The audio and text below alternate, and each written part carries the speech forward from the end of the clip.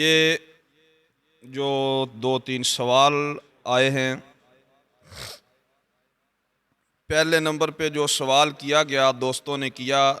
یہ ہے کہ حقیقت 11ویں کیا ہے، کہ 11ویں شریف جو غوث اعظم رضی اللہ تعالیٰ عنہ کی طرف منسوب ہے، شیخ عبد القادر جیلانی کی طرف، اس کی حقیقت کیا ہے۔ نمبر 2 سوال ہے کہ کیا 11ویں شریف کا جو خانہ ہے، ختم 11ویں شریف کا، اس کا لنگر شریف جس کو کہتے ہیں ہم، وہ کھانا جائز ہے، یعنی اس کی کیا حیثیت ہے، وہ حلال ہے، حرام ہے، کیا ہے۔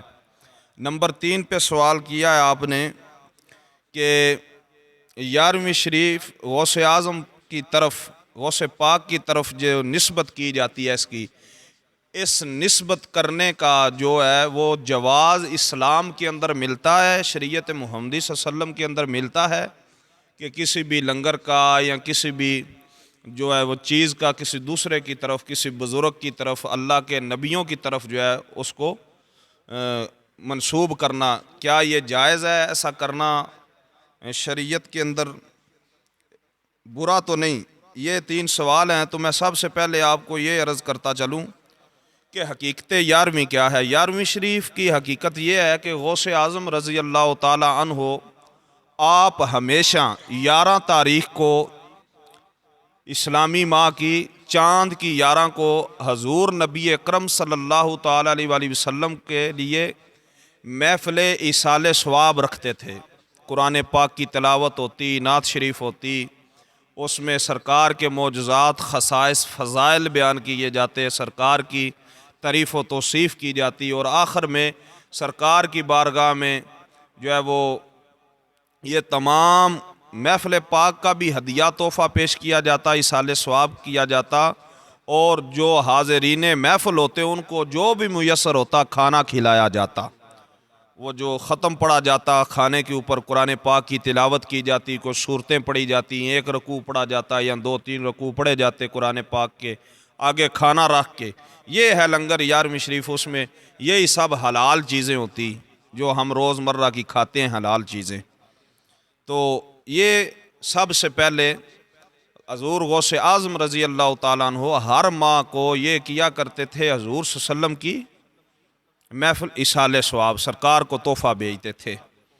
بعد میں جو دوست احباب آپ کے شاگرد وہاں آپ کے پاس مدرسہ میں پڑھتے تھے، اس میں کچھ پاک و ہند کے لوگ بھی تھے، مسلمان تھے۔ جب وہ غوث اعظم رضی اللہ تعالیٰ عنہ اس دنیا سے وفات پا گئے، چلے گئے، یا وہاں کے جو لوگ تھے آپ کے علاقے کے، بغداد کے، عراق کے، شام کے، ایران کے، جہاں کے بھی، تو کیونکہ غوث اعظم رضی اللہ تعالیٰ عنہ کی بھی وفات جو ہے وہ 11 ربیع الثانی شریف کو ہے، تو انہوں نے پھر اسی 11 تاریخ کو متعین کر کے حضور غوث اعظم رضی اللہ تعالیٰ عنہ کے لیے ایصال ثواب کی محفلیں رکھنا کیا ہے وہ شروع کر دی، اور ختم دلوانا شروع کر دیا، اور یہ ایصال ثواب حضور غوث اعظم رضی اللہ تعالیٰ عنہ کی بارگاہ میں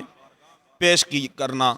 کہ مالک پروردگار، یہ جو ہم نے محفل پاک رکھی ہے، یہ جو ہم نے لنگر شریف کھلایا ہے، اس کا ایصال ثواب جو تو نے ہمیں ثواب عطا کیا، ہم حضور غوث اعظم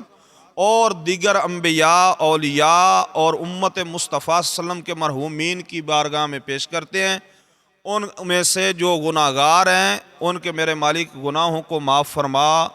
اور جو صالحین ہیں، جو نیک ہیں، ان کے درجات بلند کر،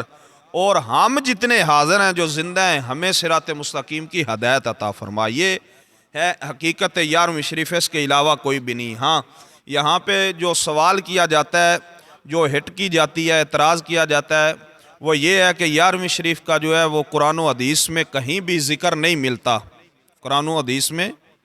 کہیں بھی یہ ذکر نہیں ملتا۔ تو میں اس کے لیے عرض کرتا چلوں کہ قرآن و حدیث میں اس کا ذکر نہیں ملتا، ایسی کوئی بات نہیں ہے۔ قرآن و حدیث میں اس کے ثبوت جو ہیں وہ بالکل ملتے ہیں کہ یہ جائز ہے، اور ایسا کرنا کوئی شرعی تقاضوں کے خلاف نہیں ہے۔ ایصال ثواب کرنا یہ قرآن سے بھی ثابت ہے، اور سنت نبوی صلی اللہ علیہ وسلم سے بھی، سرکار علیہ الصلوۃ والسلام کی حدیث سے بھی ثابت ہے ایصال ثواب کرنا۔ یہ بات ہو گئی، اور دلائل کے ساتھ ہمیں اگر دلائل پیش کرنے پڑے تو میں کر سکتا ہوں، ہم پیش کر دیں گے اگر کسی سنگی کو ساتھی کو ضرورت ہو تو۔ ابھی صرف اتنے ہی میں اشارہ دے رہا ہوں، یہ علم والے جو صاحب علم ہیں وہ یہ بات سمجھ رہے ہیں کہ قرآن و حدیث کے اندر ایصال ثواب کی کیا حیثیت ہے اور اس کے دلائل کیا کیا ہے۔